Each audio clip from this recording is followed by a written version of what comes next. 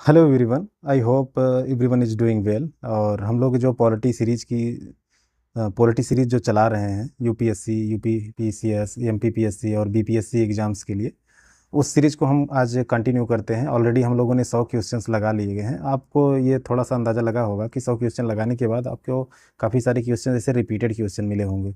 तो ऑब्वियसली इसी तरीके के क्वेश्चन यूपीपीएससी, एमपीपीएससी, बीपीएससी में बार बार रिपीटेड डिफरेंट लैंग्वेज को यूज करते हुए वो क्वेश्चंस को पूछे जाते हैं। आप बस इस चीज़ को एक फॉलो करते जाइए, आपको पता ही नहीं लगेगा कि कब आप मतलब इतने अच्छे क्वेश्चन अटेम्प्ट करने लगे और आप आराम से ऐसे क्वेश्चंस की आंसर तक पहुंच पाते हैं। तो इस सीरीज को बस आप कंटिन्यू कीजिए और गारंटीड आपको पॉलिटी से किसी दूसरे सोर्स पर रिलाई करने की ज़रूरत नहीं होगी।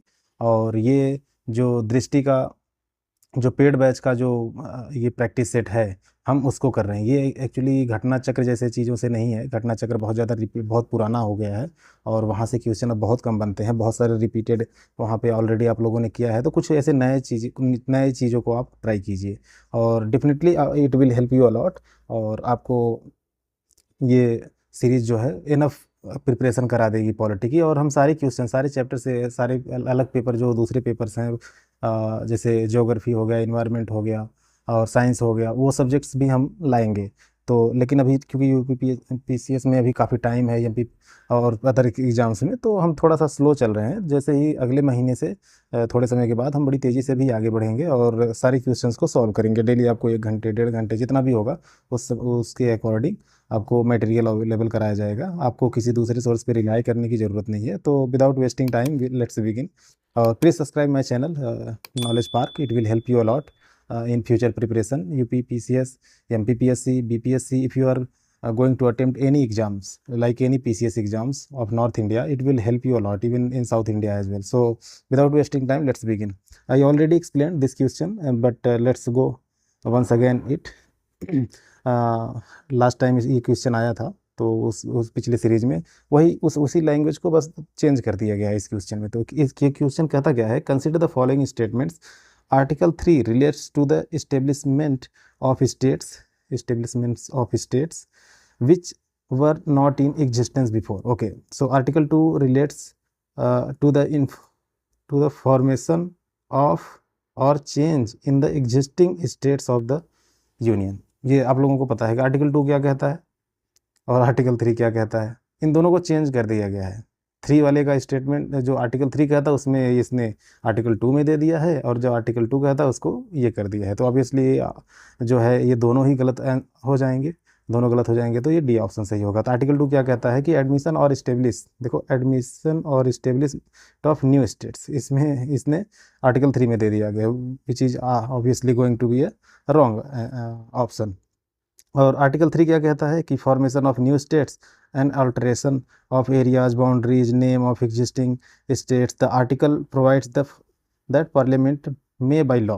क्या क्या कर सकता है पार्लियामेंट? देखो, form a new state by separation of territory. जो ऑलरेडी, जैसे ऑलरेडी कोई स्टेट है, जैसे यूपी है, यूपी से निकाल करके आपने उत्तराखंड बना दिया, फिर बिहार से निकाल करके झारखंड बना दिया। लेकिन कोई नया स्टेट अगर ऐड करना है जो इंडिया का पार्ट ही नहीं है, उसके लिए आर्टिकल 2 है। ओके, लेकिन अगर वो किसी स्टेट का पार्ट है या इंडिया की टेरिटरी में है या यूटी है, कुछ भी है, मतलब इंडिया के जुरिस्डिक्शन में है, इंडिया की टेरिटरी है, तो अगर आप उसको उसमें कुछ किसी तरीके का बदलाव करने जा रहे हैं, उसकी बाउंड्री को आप कम ज़्यादा, नाम चेंज, ये सब कुछ भी करने जा रहे हैं, तो वहाँ पे आपको आर्टिकल 3 यूज करना पड़ेगा। तो ये आर्टिकल 3 में ये सब आप चीज़ें याद रखेंगे। Increase the area of any state, diminish the area of any state, alter the boundaries of any state, alter the name of any state. तो ये थोड़ा सा टाइम लगेगा आपको कि 20-25 क्वेश्चन करने में करीब आधे घंटे से ज़्यादा टाइम लग जाता है। तो लेकिन आपको ना बहुत सारे, वो 25 क्वेश्चन नहीं होते, करीब करीब 75 क्वेश्चन आपको सॉल्व कराए जाते हैं। सॉरी, क्योंकि ये हम केवल क्वेश्चंस को पढ़ करके आगे नहीं निकल जाते। We have to understand as well what is the significance of that option और if any other scope of that option की, उसको पूरा एक्सप्लेनेशन के तौर पे हम लोग देखेंगे। तो अगला क्वेश्चन 102 क्वेश्चन जो है, consider the following statements. Fifth amendment act 1955 empowered the president to fix time for state legislatures to express views regarding alteration of boundaries and names of states. Okay, so and this is talk about statement कर रहा है, fifth amendment में ऐसा कहा गया था। लेकिन और सेकंड में क्या कहा जा रहा है कि union territory of Delhi was redesigned as the national capital territory of Delhi by 69th constitutional amendment act 1991। Okay, तो ये कौन सा ऑप्शन है? ये देखो, ये थोड़ा सा डिफिकल्ट है क्योंकि ये फिफ्थ अमेंडमेंट एक्ट को तो बहुत रेयर लोग याद करेंगे, तो ये तो यहाँ पे थोड़ा सा कंफ्यूजिंग स्टेटमेंट है। ये वाला तो मुझे लगता है बहुत सारे लोगों को याद होगा, लेकिन जो फिफ्थ वाला है obviously it's going to be a tough question because of this statement. Even I can't answer कि मतलब इसमें क्या होगा, क्योंकि फिफ्थ अमेंडमेंट को बहुत रेयरली, जैसे ज़्यादातर जो इम्पोर्टेंट हैं पहले 7वें 9वें और फिर जो लैंग्वेज के जो 21वें अमेंडमेंट्स जो एक्ट किए गए हैं उन सबको याद करते हैं। आप पूरे अमेंडमेंट्स को नहीं याद कर सकते, तो ऑब्वियसली ऐसे क्वेश्चन थोड़े से टफ क्वेश्चन हो जाते हैं दिल्ली के रिगार्डिंग। जो है ऐसा बहुत सारे लोगों को दिल्ली के बारे में जो थोड़ी सी जानकारी है, आर्टिकल 239 AA जो बाद में ऐड किया गया इस आर्टिकल के रिस्पेक्ट में, उसमें क्या कहा गया? देखो, national capital territory of Delhi, national capital territory of Delhi क्या है कि ये केवल दिल्ली की बात नहीं करता, दिल्ली के आसपास के रीजन की भी बात करता है। ओके, तो उसको हालांकि मैं नहीं एक्सप्लेन करने जा रहा हूँ क्योंकि वो यहाँ पे रिलेवेंट नहीं है। तो इसमें केवल ये दोनों ऑप्शन सही है, ये दोनों ऑप्शन सही है। आप लोगों को तो ये तो पता ही होगा, 69th में दिल्ली के बारे में बात की गई है और फिफ्थ में कहा गया है कि तो ऑप्शन सी सही हो जाएगा। Fifth amendment act 1955 empowers the president to fix time limits for state legislator to express their views regarding central legislation। तो ये इसके बारे में फिफ्थ लेजिस्लेशन के बारे में बात करता है। ये आर्टिकल एक्चुअली 3 के जो रिगार्डिंग जो स्टेट से वो मांगा जाता है, ओपिनियन मांगा जाता है। तो पहले क्या होता था कि स्टेट काफ़ी डिले कर देते थे, लेकिन फिफ्थ अमेंडमेंट के बाद ये कहा गया कि नहीं, आप एक प्रिसाइज टाइम पे ही आपको इसको वापस करना होगा। जिस भी स्टेट से वो बाउंड्री को अल्टर किया जा रहा है या नेम कुछ भी, तो आपको देना पड़ेगा, फिर पार्लियामेंट उस पर रिएक्ट करेगा। और वो जो है रिकमेंडेशन, जो ओपिनियन है ना स्टेट की कि आपके स्टेट का नाम बदला जाएगा या फिर कुछ भी किया जाएगा, वो बाइंडिंग नहीं है सेंट्रल गवर्नमेंट पे, वो पार्लियामेंट पे बाइंडिंग नहीं, वो ओपिनियन केवल ओपिनियन जैसा ही है। तो और ये 69th amendment act 1991 accorded special status of UT of Delhi by designing it as NCTD national capital territory of Delhi. इसमें 70 मेंबर हैं। ओके, और 7, जैसे हर किसी स्टेट में 15% से ज़्यादा मिनिस्टर ऑफ काउंसिल नहीं हो सकते, लेकिन दिल्ली के रेस्पेक्ट में केवल 7 हैं, और इंक्लूडिंग चीफ मिनिस्टर। ओके, जैसे दूसरे स्टेट में क्या है कि मैक्सिमम जो, और ये अमेंडमेंट बताइए किस अमेंडमेंट के तहत इसको लिमिट किया गया था कि 15% से ज़्यादा काउंसिल ऑफ मिनिस्टर नहीं हो सकते।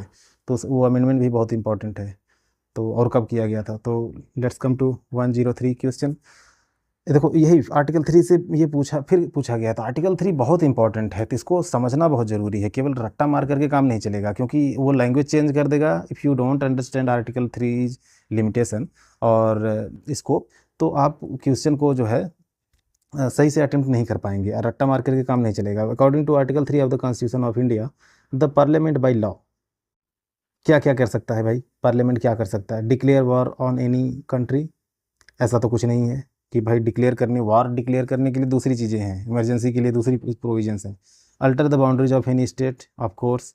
Increase the area of any state, of course. Establish N autonomous council with in any state. Okay, तो ये तो ट्राइबल एरिया के बारे में बात कर रहा था, इसमें तो कहा ही नहीं गया है, तो ये ऑप्शन 3 सही हो जाएगा। तो इसको ऑलरेडी हमने एक्सप्लेन कर दिया, इसको दोबारा मैं एक्सप्लेन नहीं करूँगा कि इसमें क्या क्या किया जा सकता है। देखो, पार्लियामेंट, ये जो पहला स्टेटमेंट था, parliament can declare war on any country when there is an external aggression under article 352। Article 3 is not related to autonomous council. Okay, autonomous council और ये ट्राइबल जो एडमिनिस्ट्रेशन है वो शेड्यूल 5th और 6th में बात की गई है। तो अगले क्वेश्चन की तरफ आते हैं। 104, which of the following were attributed to the constituent assembly, कि भाई कॉन्स्टिट्यूएंट असेंबली के द्वारा क्या क्या किया गया था? It withdrew India from the Commonwealth. नहीं, कॉमनवेल्थ से तो विड्रू आज भी इंडिया नहीं हुआ है, और उस समय भी नहीं किया गया था। इवन इस पे पंडित जवाहरलाल नेहरू जी ने इस पे जवाब भी दिया था कि जैसे हम यूनाइटेड नेशन के मेंबर हैं, वैसे हम कॉमनवेल्थ के भी मेंबर हैं। इट्स नॉट कि हम ब्रिटिश के अगेन अधीन ही हो गए हैं। कुछ लोग इस पे आरोप लगा रहे थे, कॉमनवेल्थ के आप मेंबर हो गए मतलब आपने आज़ादी को मतलब उनको फिर ब्रिटिश के हवाले कर दिया। तो उन्होंने बता लोगों को समझाया नहीं, ये ऐसा नहीं है, ये एक आप मेंबर की तरह है और आप जब चाहते हैं कॉमनवेल्थ से अलग भी हो सकते हैं, जैसे आप यूनाइटेड नेशन के मेंबर हैं वैसे ही है। बाकी ये कॉमनवेल्थ है जो है किसी तरीके का आपको सॉवरेनिटी में इंटरफेरेंस करने की ताकत नहीं रखता। तो सो ये तो गलत हो गया और इसीलिए इसको कॉन्स्टिट्यूंट असेंबली ने इसको एक्चुअली अडॉप्ट भी किया। अडॉप्ट विड्रॉ की जगह अडॉप्ट होता तो सही ऑप्शन होता। It adopted national anthem and national flag, देखो ये भी ऑप्शन सही है। It elected India's first president, ये भी सही है। तो 2 3 ऑप्शन सही हो जाएगा। अच्छा ये इसका डेट आपको याद होना चाहिए। डेट क्या है, जिस दिन अब प्रेसिडेंट अपॉइंट हुए थे वही डेट होगा। द इसको तो देखिए they the constituent assembly ratified India's membership of Commonwealth May 1949, ये डेट आपको याद होना चाहिए, ये डेट पूछ सकता है। And adopted national flag on July 22 1947, तो ये देखो 22 जुलाई को 1947 को, मतलब आज़ादी के पहले। अगर ये क्वेश्चन और कैसे फ्रेम किया जा सकता है कि which was adopted before independence, okay, in constituent assembly, तो ये चीज़ है। ओके तो इस चीज़ को याद रखेंगे, ऐसे क्वेश्चन को थोड़ा सा वो आगे पीछे करके पूछ लेते हैं। तो it adopted the national anthem and national song on 24 जनवरी 1950, ये और इसी दिन the first president of India doctor Rajendra Prasad was elected by the constituent assembly on January 24 1950। देखो इनको पहले ये जो क्योंकि कॉन्स्टिट्यूंट असेंबली के ये चेयरमैन थे, तो इनको जो है प्रेसिडेंट बनाने की बात नहीं की जा रही थी।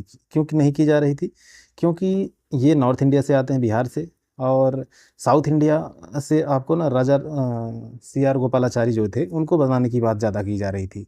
तो फिर बाद में नेहरू जी को कन्विंस किया गया कि नहीं चलिए, नहीं तो ये चाहते थे कि एक थोड़ा सामंजस्य बना रहे, क्योंकि उस समय के जो सिचुएशंस थे, आप इंडिपेंडेंस के बाद बहुत सारी जो कंट्रियां प्रेडिक्ट कर रही थी इंडिया के बारे में कि India can not survive because culture was too different. अगर आप साउथ में जाएं तो वहाँ के कल्चर टोटली डिफरेंट हैं, और उस समय एक आइडिया चल रहा था जो कि काफ़ी पॉपुलर भी था, अभी भी है। काफ़ी हद तक लोग अभी भी बात करते हैं वननेस की, जो बात करते हैं कि one country can survive on the basis of one language, one religion and मतलब सब कुछ वन वन ही होना चाहिए, तभी वो ज़्यादा पॉसिबिलिटी है कंट्री सर्वाइव करेगी। और आप यूरोप में देखिए कि सबसे छोटा लगभग सेकेंड स्मॉलेस्ट कंटिनेंट है, उसके बाद उसमें कितनी सारी कंट्रियां हैं। ओके सो क्योंकि वहाँ पे जो लैंग्वेज चेंज हुई, हालांकि आज उनमें काफ़ी हार्मनी भी है। यूरोपियन यूनियन के तहत लगभग वो एक कंट्री की तरह काम करते हैं बहुत सारे मामले में, जो इंडिया में अभी तक नहीं हो पाया, या फिर हमारे साउथ एशिया में जो, क्योंकि पाकिस्तान और इंडिया से टेंशन चल रहा है बहुत सारी, अलग हम उस प्रॉब्लम से ओवरकम नहीं हो पाए हैं। तो इस तरीके से उस समय रिकमेंडेशन की जा रही थी। तो उस थोड़ा सिचुएशन को भी आप समझते रहें कि उस समय चल क्या रहा था, तब आप अच्छे से को रिलेट कर पाएंगे।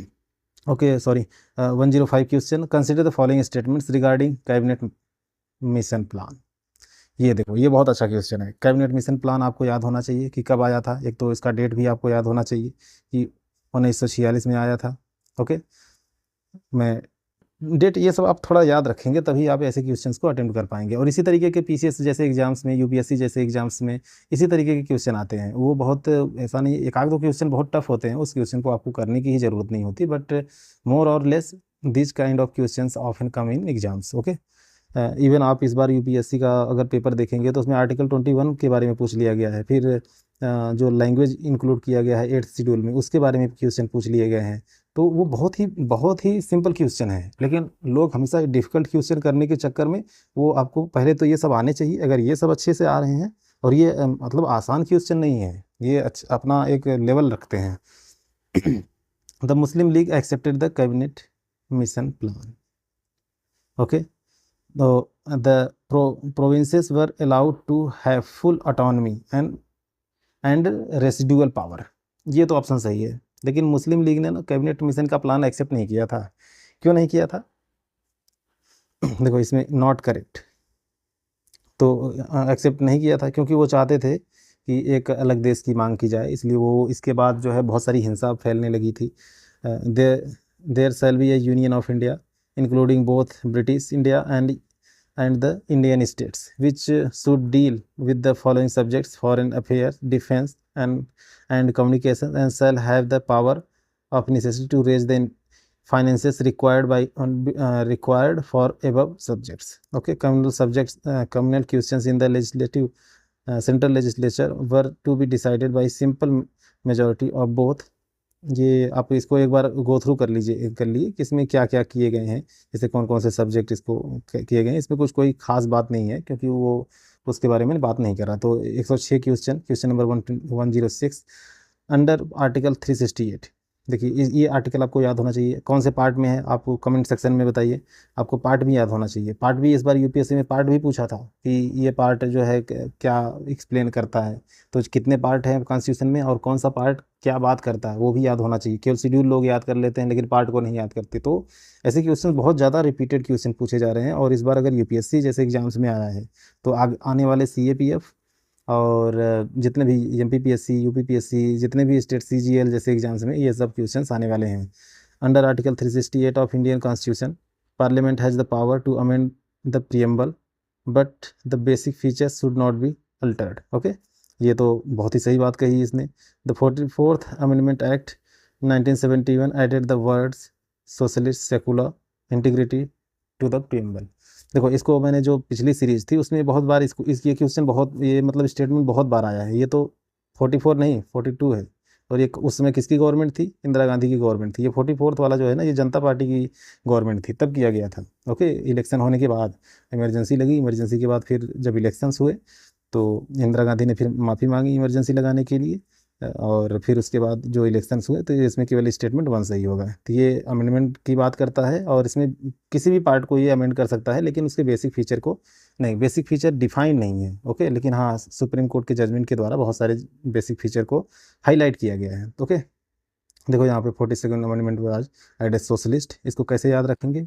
SSI। ओके, इस तरीके से आप इंटीग्रिटी की उसमें ऐड किया गया था। फिर 107 economic justice as one of the objective of Indian constitution has been provided in. अब देखो किसमें किया गया है इकोनॉमिक जस्टिस की बात, किसमें की गई है आप बताइए? The preamble and fundamental rights, the preamble and directive principle of policy, the preamble and the directive principle of state policy, the fundamental rights and directive principles of state policy. Okay, देखो जो economic justice की बात की गई, economic justice की जो बात की गई है ये तो प्रियम्बल आप पढ़ेंगे तो उसमें इकोनॉमिक, सोशल, ये सब तो बात की गई है तो प्रियम्बल तो होगा ही। ओके, डायरेक्टिव प्रिंसिपल भी होगा, क्योंकि जब भी आपको कोई भी पॉलिसी लानी होती है, if any government of India इधर इट इज़ सेंट्रल और state government, first they open this chapter of the constitution. Okay, तो ये जब चैप्टर, अच्छा ये बताइए ये कौन से चैप्टर में है, कौन से पार्ट में है, सॉरी कौन से पार्ट में है? ये थर्ड फोर्थ पार्ट में है। ओके, तो इस तरीके से। और ये प्रियम्बल को कब अडॉप्ट किया गया ये आप कमेंट सेक्शन में बताइए। सबसे सबसे लास्ट में मैं बता देता हूँ कि सबसे लास्ट में इसको ऐड किया गया। सबसे लास्ट में देखो यहाँ पे एक्सप्लेनेशन में भी दिया गया है। तो directive principles of state policy और द प्रियम्बल ये इकोनॉमिक स्टेटस की बात करता है, सोशल स्ट्रक्चर की बात करता है कि हमारा सोशल कैसा होना चाहिए हमारी। देखो इसमें कहा गया है कि economic justice indicates absence of discrimination between people on the basis of wealth, income and property. It involves elimination of glaring inequalities due to economic factors. और जो ये फंडामेंटल राइट्स है ये एक्चुअली ना नेगेटिव इम्पोजिशन है state पे कि हमको तो ये राइट आपको देना ही है।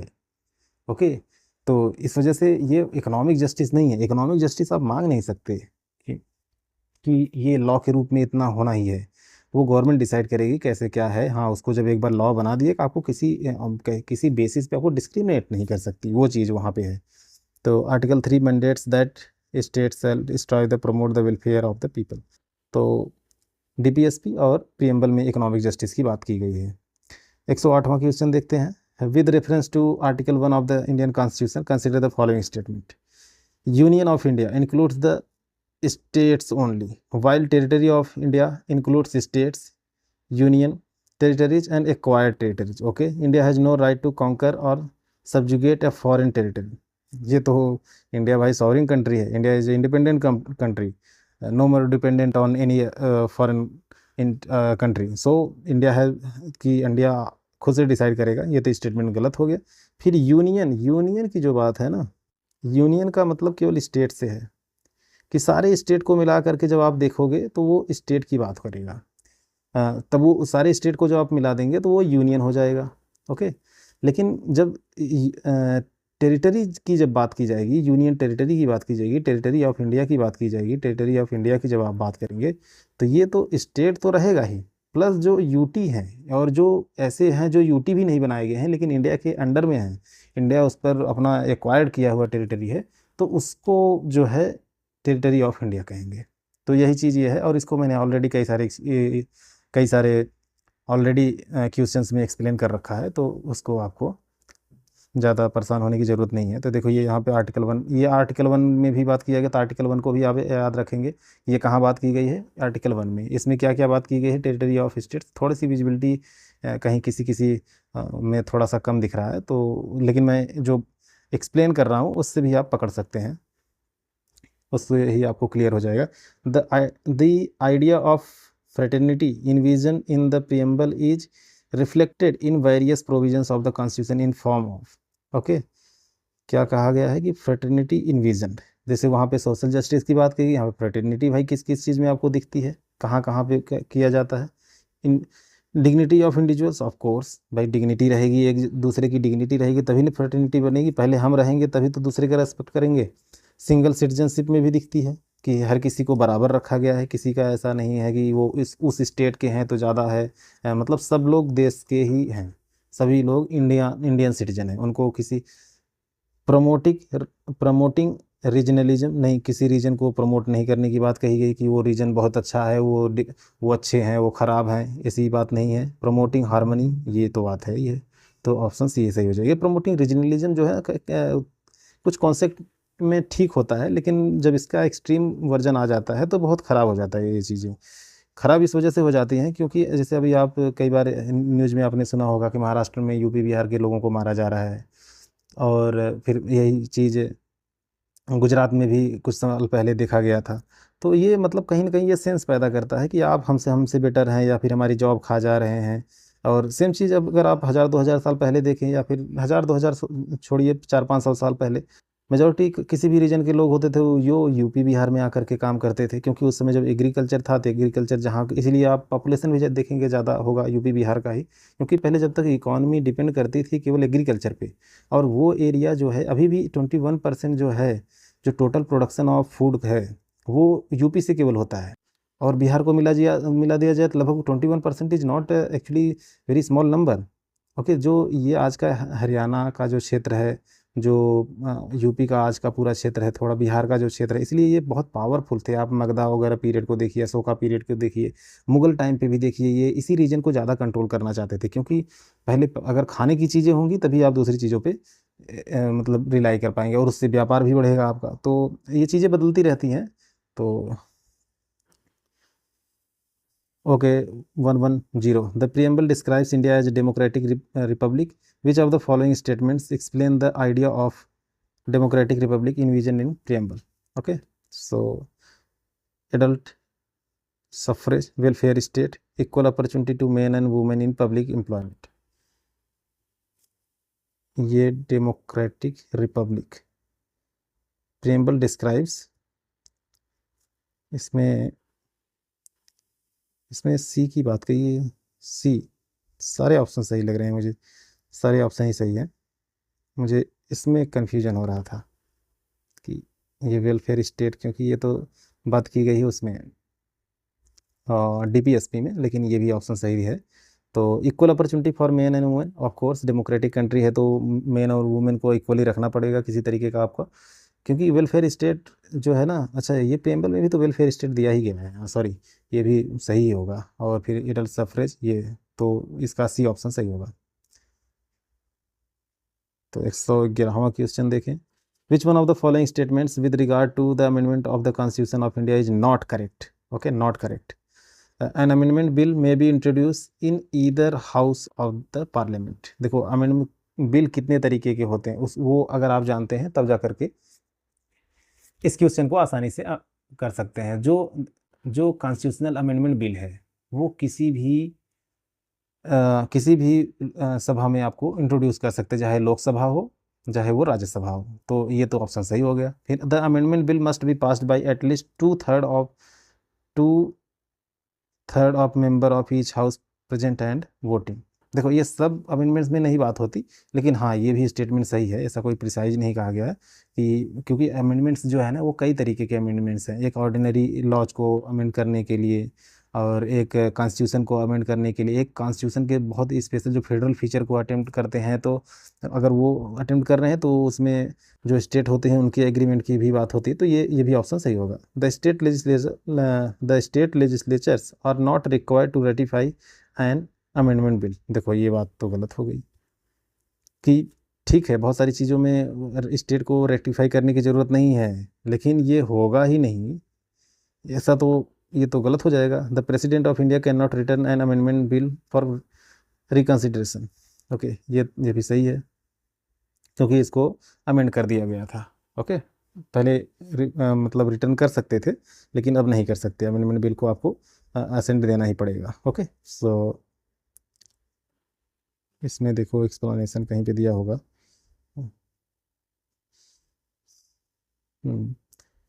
112वां, who among the following was the first to put forward the idea of constituent assembly. ये तो बहुत ही आसान है, M N Roy constituent assembly की बात किए थे। ओके और एम एन रॉय जो थे a pioneer of communist movement in India year 1935। In 1935 for the first time Indian National Congress INC officially demanded constituent assembly to frame the constitution of India. In 1938, Jawaharlal Nehru declared the Constitution of Free India must be framed without outside interference by Constituent Assembly elected on the basis of adult franchise. Okay, तो M N Roy ने किया था पहली बार, और कब किया था? 1934 में किया था, और इसको 1935 में कांग्रेस ने भी इसकी डिमांड रखी, लेकिन इसका जो काफ़ी डिटेल फॉर्म जो आप कहेंगे कि कैसे कैसे होना चाहिए, वो नेहरू ने 1938 में जब ये बने, इस समय 1900 इसके उसमें सेक्रेटरी बने हुए थे कांग्रेस के, और इसके पहले ही मतलब सुभाष चंद्र बोस के पहले नेहरू ही प्रेसिडेंट थे। 113वां, with the passage of Indian Independent Act of 1947, certain changes were made in the functioning and power of Constituent Assembly. Which of the following is correct in respect? The Constituent Assembly was made a full sovereign body. Okay, yes, right. Legislative authority was conferred on the respective Constituent Assembly up to legislative authority was conferred upon respective. इसमें दोनों option ही सही लग रहा है मुझे, तो एक बार option देखिए। यस, दोनों ऑप्शन ही सही है, दोनों ही ऑप्शन सही है कि एक पाकिस्तान बना दिया गया था, एक इंडिया बना दिया गया था। ओके तो इंडियन इंडिपेंडेंस एक्ट 1947 में पास हुआ था। और अच्छा, कई बार इसमें ये पूछा जाता है कि देखो इसमें the termination of British suzerainty over princely state with effect of 15 August 1947 को ये लागू हो गया था। And right of state to secede to either dominion, किनको जो प्रिंसली स्टेट थे उनको ऑप्शन दे दिया गया था कि भाई आप किसको लेना चाह रहे हैं, आप इंडिया में शामिल होना चाह रहे हैं या पाकिस्तान में, क्योंकि दो डोमिनियन बनाए गए थे। और establishment of office of governor in each of two new countries और dominion as representative of the crown का रिप्रेजेंटेटिव बनाया गया था। लेकिन जैसे ही इंडिया ने इंडिपेंडेंस गेन की और 26 जनवरी 1950 को ही वो क्राउन वाला भी पोस्ट ख़त्म कर दिया। ओके कि अब हमारे यहाँ प्रेसिडेंट होंगे, कोई राजा महाराजा नहीं होगा। Abolition of the use of emperor of India by British monarch, this was subsequently executed by king George 6 by royal proclamation on 22 June 1948। Abolition of use of, ये जो है ये बहुत कम पूछता है, लेकिन फिर भी इसको याद रखेंगे। विच of the following statements about the formation of constituent assembly is correct? Constituent assembly के बारे में कौन सा स्टेटमेंट सही है, ये आपको बताना है। Member of the constituent assembly were chosen indirectly by the member of provincial legislative assemblies, ये भी सही बात है। Doctor Sachchidanand Sinha was elected as the provisional president of the constituent assembly, ये भी सही बात है कि राजेंद्र प्रसाद के पहले सच्चिदानंद को ही बनाया गया था। फिर the constituent assembly did not include representative of princely state, नहीं ये बात गलत है। शुरुआत में बहुत सारे प्रिंसली स्टेट ने इसको मना किया, लेकिन बाद में फिर उन लोगों ने भी ज्वाइन किया। Okay, so the constituent assembly was setup 1946। देखो इसको मैं कई बार एक्सप्लेन कर चुका, अब तो इसको भूलना नहीं चाहिए, ये कई बार मैंने इस चीज़ को पिछले वाली वीडियो में भी बहुत सारी बार इसको 1946 में कॉन्स्टिट्यूंट असेंबली को बनाया गया under the cabinet mission plan 1946। The assembly held it's first meeting on 9th December 1946 and elected Dr. Sachidanand Sinha, the oldest member of the Constituent Assembly, as the provisional president. On December 11, 1946, the Assembly elected Rajendra Prasad as permanent chairman. Okay, देखो यही tradition जो आज के समय में हम pro tem speaker की जो प्रैक्टिस करते हैं कि जो जब तक मतलब स्पीकर अपॉइंट नहीं हो जाता उसके पहले जो प्रोटेम स्पीकर की जो प्रैक्टिस होती है यहीं से आता है, क्योंकि जो उस समय सच्चिदानंद सिन्हा सबसे सीनियर थे तो उन्हीं को आज भी सीनियरिटी का भी वो जो कन्वेंशन है उसको फॉलो किया जाता है और एक प्रोटेम स्पीकर को अपॉइंट किया जाता है। आपने अभी देखा होगा। अच्छा, प्रोटेम स्पीकर जो इस बार बनाए गए थे उनका नाम आपको याद होना चाहिए, क्योंकि ये इस बार ये जो है एग्जाम में पूछ सकते हैं। और दूसरी बार ओम बिरला को जो है स्पीकर बना दिया गया है लोकसभा का, तो ये भी बात आप याद रखेंगे, करंट अफेयर का चीज़ हो गया ये। और member of constituent assembly were chosen bye indirectly by the member of the provincial. अच्छा, कई बार ये भी पूछा जाता है कि डायरेक्टली इलेक्टेड बाई मतलब क्या हो जाएगा कि पब्लिक ने उनको चूज किया था जो कॉन्स्टिट्यूंट असेंबली के मेंबर थे। ओके, तो ऐसा नहीं था, जो प्रोविंशियल लेजिस्लेटिव असेंबली के मेंबर थे उन्होंने उनको चूज किया था। The total strength of constituent assembly was to be 389 of these 296 allotted for British India, 93 were princely states. शुरुआत में थोड़ा कुछ लोगों ने ज्वाइन नहीं किया, लेकिन बाद में जब डिवीजन हो गया, जब ये बातें धीरे धीरे सब लोग ज्वाइन करने लगे। इवन नेहरू ने यह भी कह दिया था कि ये विद्रोह जैसा होगा और हम इस बात को एग्री नहीं करेंगे। फिर ये ड्यूटी मतलब दी गई क्या बोलते हैं पटेल जी और मेनन ने मिल करके बहुत सारे राज्यों को हमारे जो प्रिंसली स्टेट थे वो इंडिया में भी मिला लिया। जो उसके पहले नेहरू वो काम कर रहे थे, तो नेहरू क्योंकि प्राइम मिनिस्टर उस समय हो गए तो उनको फिर ये काम दे दिया गया पटेल जी को। तो ये देखिए, who among the following illustrated the constitution of India? Nandlal Bose was a pioneer of Indian art and a key figure of contextual modernism, a pupil of Rabindranath Tagore.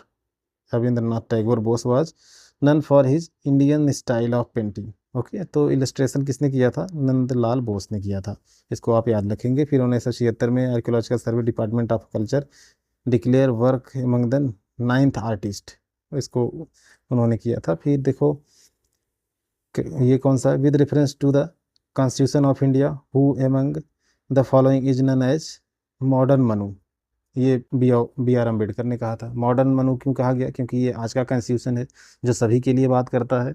क्योंकि अभी आप देखिए, उसके पहले इंडिपेंडेंस के पहले महिलाओं के पास अधिकार ही नहीं थे, जो मनुस्मृति में बहुत ही महिला को मतलब बहुत घटिया कहा गया है।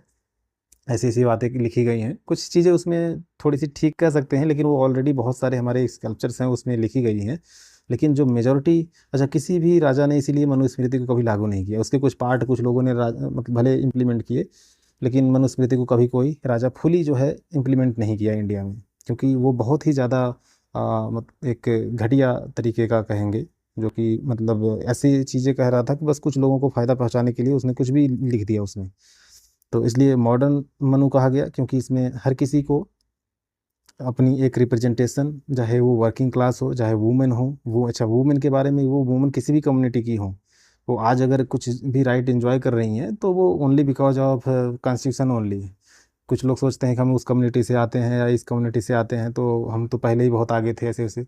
Only mail were enjoying all the rights, okay, female were not even, ये ऐसा डिजायरेबल भी नहीं था कि वुमेन अगर ऐसी चीज़ करे। इवन जब इंदिरा गांधी प्राइम मिनिस्टर बनती हैं तो बहुत सारे लोगों को इस बात से केवल नाराज़गी थी कि हम वुमेन के मतलब अंडर कैसे काम करेंगे, वो हमारे स्वाभिमान के खिलाफ हो जाएगा। अभी तक हमारी आर्मी में देखिए कोई भी मतलब जनरल नहीं हुई वुमेन, क्योंकि कहीं न कहीं ये सेंटीमेंट वहाँ पे जाता है। इवन रिसेंटली 3-4 साल हो गए, सुप्रीम कोर्ट ने ये जजमेंट दिया कि वुमेन को आप कंटिन्यू कीजिए, नहीं तो उनको 4 साल 5 साल 10 साल बाद में रिटायरमेंट लेनी पड़ती थी। वुमेन जो थी आर्मी की बहुत सारी पोस्ट से, तो उनको हटा दिया गया। हालांकि ये सब चीज़ें तो धीरे धीरे चीज़ें बदलती हैं, ऐसे अचानक में चीज़ें नहीं बदलती। तो मनुस्मृति मॉडर्न मनुस्मृति किसने कहा? वो थे doctor Bhimrao Ambedkar ji. Which of the following provisions of constitution which of the following provisions of the constitution came into force from November 26, 1949? देखो ये बहुत ही ज़बरदस्ती चीज़ पूछ ली गई है, क्योंकि हम सबको पता है कि कुछ चीज़ें ऐसी थी जो इस दिन, क्योंकि ये अडॉप्शन डेट है, ये डेट आपको भी याद होनी चाहिए। ये अडॉप्शन, इस डेट को हमारा कॉन्स्टिट्यूशन अडॉप्ट किया गया था, लेकिन इम्प्लीमेंट अगर करने की बात कर दिया जाएगा या केम इनटू फोर्स कह दिया जाएगा तो वो 26 जनवरी 1950 कहा जाएगा। ओके, तो एक तो सिटीजनशिप आई थी, तो इसमें देखिए सिटीजनशिप सब में दिया हुआ है। टेरिटरी ये तो नहीं हो सकता, ओके, क्योंकि टेरिटरी की तो बात ही नहीं की गई है वो 26 नवंबर को। फंडामेंटल राइट्स ये भी बात नहीं की गई है। ओथ एंड अफर्मेशन ये भी बात नहीं की गई है, ये इसकी बात की गई है। Oath and affirmation of president, हाँ इसकी बात की गई है, सॉरी इसकी बात की गई है। डायरेक्टिव प्रिंसिपल ये भी बाद में ही आया है, तो कौन सा ऑप्शन हो जाएगा? ये 3 ऑप्शन सही है। ओके, तो इसको याद होना चाहिए कौन कौन से 26 नवंबर को आए थे, sorry. Provisions related to citizenship, provisions related to oath and affirmation of president, इसीलिए तो 24 जनवरी 1950 को ही हमारे प्रेसिडेंट जो है इलेक्ट हो जाते हैं, जो पहले प्रेसिडेंट होते हैं, president of India. That time Rajendra Prasad was first president. तो क्योंकि 26 जनवरी को तो पूरा कॉन्स्टिट्यूशन आया, लेकिन 24 को ही क्यों कर दिया? क्योंकि ओथ और अफर्मेशन को पहले ही इम्प्लीमेंट कर दिया गया था, इसीलिए उसको पहले किया गया था। प्रोविजंस रिलेटेड टू इलेक्शन वो भी एक प्रोविजन था, वो भी पहले कर लिया गया था। Provisions related to provisional parliament की भी, क्योंकि जो हमारा कॉन्स्टिट्यूंट असेंबली था वो 2 काम कर रहा था। एक तो कॉन्स्टिट्यूशन बनाने का काम कर रहा था, दूसरा बहुत सारे ऐसे लॉज थे जो ब्रिटिशर्स के द्वारा बनाए गए थे, और वो बहुत ही इंडिया को, मतलब इंडियन को सेकंड सिटीजन या थर्ड सिटीजन कहें तो ज़्यादा अच्छा होगा, कि थर्ड सिटीजन की तरह ट्रीट करते थे। वैसे लॉज को अमेंड किया गया, हटाया गया, वो काम भी कर रहे थे। टेम्पररी एंड ट्रांजिशनल प्रोविजंस ये भी किया गया था। तो 118वां क्वेश्चन देखते हैं। Consider the following statements. The constitution of India is lengthiest of all written documents of the world. This is right. 44th amendment is known as mini constitution. No it is not, it is 42nd। तो इसमें केवल first सही होगा। थोड़े fast करना पड़ेगा। Consider the following statements. Voting age was reduced 18 from 21 year by the 61th Constitutional Amendment Act. Then universal adult suffrage is practiced only for the election of लोक सभा। नहीं भाई, चाहे लोकसभा हो चाहे स्टेट असेंबली हो, सब में प्रैक्टिस किया जाता है, तो इसमें केवल पहला वाला सही होगा। ओके, और इसमें जो 61st जो अमेंडमेंट था 1988 में, राजीव गांधी की गवर्नमेंट थी, उसी में रिड्यूस करके, इसीलिए बहुत सारे लोग और इलेक्शन के वोटिंग देने के लिए एलिजिबल हो गए थे। तो इसीलिए जो हमारे इलेक्शन कमीशन थे उन्होंने ये डिमांड की गई कि 2 और इलेक्शन कमिश्नर भी हमें चाहिए, क्योंकि हम अकेले नहीं मैनेज कर पाएंगे। उसके पहले केवल एक इलेक्शन कमीशन ऑफ इंडिया था, उसमें केवल एक मेंबर होते थे, वही सब कुछ देखते थे। उसके बाद 2 लोग और किए गए उसके बाद फिर थोड़ी और प्रोसीजर्स हुए, फिर बहुत सारे अमेंडमेंट्स हुए, बहुत सारी डिबेट हुई, तो नया प्रोसीजर बनाया गया। और इस बार भी उसके बारे में देखो, इलेक्शन कमीशन ऑफ इंडिया के बारे में बहुत सारा डिस्प्यूट आया हुआ है। उसमें कौन अपॉइंटमेंट करेगा, फरवरी में उसके लिए सुप्रीम कोर्ट से जजमेंट भी आया था, तो उसको भी थोड़ा सा आप लोग देख लेंगे करंट अफेयर से। नहीं तो आएगा तो मैं फिर एक्सप्लेन कर दूंगा उसको, क्योंकि वो थोड़ा सा अलग हो जाता है। In the context of emergency provisions contained in the Constitution, consider the following statements. Okay, the emergency provisions are provided to safeguard the sovereignty, unity integrity and security of country. This is right. During the emergency, the federal structure of the polity gets converted into unitary. यही तो खास बात है। इसीलिए अंबेडकर जी ने कहा था कि जो हमारा कॉन्स्टिट्यूशन है वो स्पेशल और एक कैसे कहें कि जैसे स्पेशल सर्कमस्टेंसेज में कुछ ऐसे स्पेशल सर्कमस्टेंसेज है, कुछ एक्स्ट्रा सर्कमस्टेंसेज है जिसमें हमारा जो कॉन्स्टिट्यूशन है उसको वो एक की तरह काम करने लगेगा। वो शक्तिमान गंगाधर वाली बात हो गई कि जब तक मुसीबत नहीं आएगी तब तक वो गंगाधर रहेगा कि सब लोग अपना अपना काम करेंगे स्टेट वाले, लेकिन जैसे मुसीबत आएगी वो शक्तिमान बन जाएगा और वो मुसीबत से लड़ेगा। तो इस तरीके की बात कही गई थी। तो वो जो है ये थर्ड ऑप्शन सही होगा। और ये वाला तो बहुत बार हमने एक्सप्लेन कर किया ही है। ओके, और 3 तरीके की इमरजेंसी होती है, फाइनेंशियल, स्टेट और एक प्रेसिडेंस रूल जो भी होता है, तो उसको भी याद रखेंगे। Which among the following statements acts had brought Tamil Nadu reservation act 1994 under the 9th schedule. देखो ये सब चीज़ें आपको ऐसे रट्टा बेस वाली होती हैं। 76th amendment act 1994। ओके, और ये दिया भी गया है। ओके, तो इसी समय पे ये किया गया था। 76th amendment act 1994 included the Tamil Nadu reservation act 1994 that provides 69% reservation in state government job educational institutions in 9th schedule to protect judicial review. Okay, तो ये तो आपको याद ही करना पड़ेगा। जो बहुत सारे, हालांकि वो इतना कॉमन नहीं है, कई बार नहीं भी याद होता है, लेकिन उसको याद करना, क्योंकि जब भी रिजर्वेशन की जैसे डिस्प्यूट आएगा इस साल जैसे से कुछ आया है तो आपको उसको देखना पड़ेगा, उससे रिलेटेड और भी कोई चीज़ है तो। To give assent to the constitutional amendment bill by the president was made obligatory by 42nd constitutional amendment act 1970। देखो यहाँ पे ही गड़बड़ी कर दी गई है 1971 में, और ये ईयर ही मैच नहीं कर रहा है तो गलत ही हो जाएगा। ये तो गलत हो गया। Parliament under article 368 can expand its amending power. Of course it is. Okay, parliament under ये एक्सपेंडिंग पावर को कर सकता है, लेकिन इसका ये जो है ना बेसिक फीचर भी है। ओके, तो इसको एक्सपेंड नहीं कर सकता, उसके लिए मतलब स्टेट की परमिशन चाहिए उसको, उसके लिए प्रोसीजर वो बड़ा हो जाता है। तो ये देखो ये उल्टा 42 को ना 22 को 24 को 42 लिख दिया। ये थोड़ा सा लोग कंफ्यूज कर सकते हैं।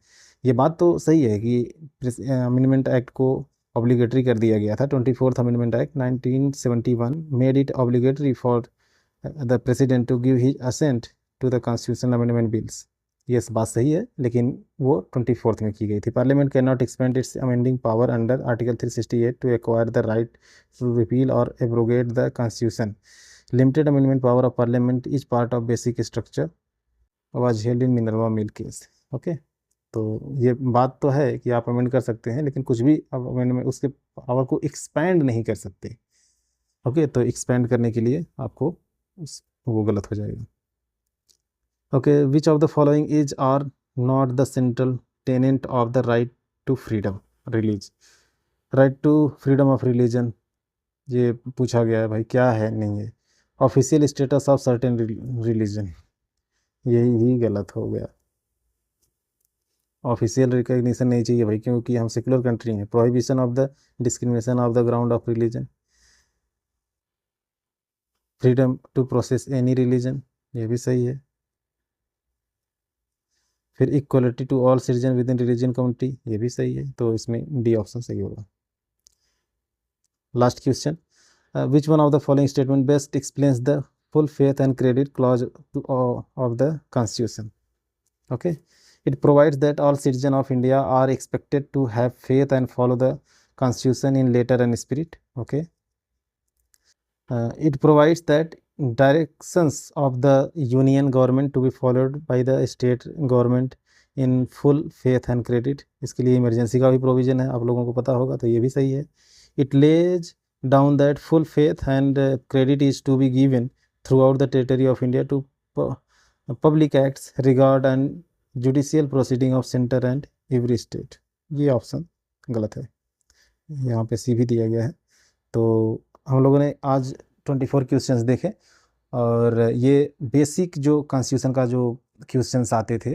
अगर आगे हम लोग देखेंगे सेंटर स्टेट रिलेशन या फिर किसी दूसरे टॉपिक से रिलेटेड, ये बेसिक क्वेश्चन जो हमेशा आर्टिकल 3 से या आर्टिकल 2 से या फिर आर्टिकल 1 से, इस तरीके के जो क्वेश्चन बार बार आते हैं क्योंकि लैंग्वेज को चेंज करके, ऐसे क्वेश्चंस को हम लोगों ने 124 क्वेश्चन, जो अगर हमारी पिछली सीरीज को आप देखेंगे तो आप पाएंगे थोड़ा सा स्लो ज़रूर है, लेकिन आपको वो पूरा एक्सप्लेनेशन अगर नहीं समझ में आएगा, क्योंकि फिर दोबारा आएगा, ऐसा नहीं आएगा कि सेम स्टेटमेंट ही आ जाएगा। you have to understand the meaning and spirit, or you have to understand actually what is that, then you can attempt such kind of questions। नहीं तो कुछ क्वेश्चन हैं जो रट्टा टाइप के हैं कि जो आप रट लिए तो आपको हो जाएगा, लेकिन वो केवल 3-4 क्वेश्चन ही है। ओके, जो अगर 12-15 क्वेश्चन आते हैं पॉलिटी के, तो आप 3-4 क्वेश्चन ही अटेम्प्ट कर पाएंगे, बाकी आपके वो।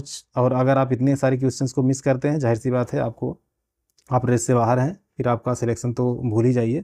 लेकिन अगर आप इतना करके जाते हैं तो किसी भी एग्जाम्स में आपको बहुत ही आसानी से, इवन आप इस तरीके के जितने मैंने क्वेश्चंस कराए हैं, आप किसी भी बुक को उठा करके या फिर किसी भी लास्ट ईयर PYQ को उठा करके आप देखिएगा, अगर आपने सिंसियरली इस तरीके के क्वेश्चन जो यहाँ पे मैंने प्रैक्टिस कराया उसको समझ लिया है, तो इससे ज़्यादा क्वेश्चन कुछ बनता ही नहीं है। और इस तरीके के क्वेश्चंस बार बार रिपीट केवल किए जाते हैं, बस आपको पढ़ना है इसको। अगर आप एक बार में समझ नहीं आया तो दोबारा इस सीरीज़ को देखिए, और आपको जितना बेनिफिट होगा उतना आपको कहीं होने वाला नहीं है। तो that's all for today, and I would like to say please subscribe my channel, और अपने दोस्तों के साथ शेयर करें। और इस चैनल को सब्सक्राइब करने से होगा क्या कि आपको बार बार जो वीडियो आएंगे इस तरीके के, आपको उसका नोटिफिकेशन मिल जाएगा और आप आसानी से इस तरीके के वीडियो को देख सकते हैं। अगले कुछ वीक, 1-2 वीक में हम इस पूरी सीरीज़ को, जो लगभग 200 पेज का ये है, उसको हम आसानी से कवर कर लेंगे।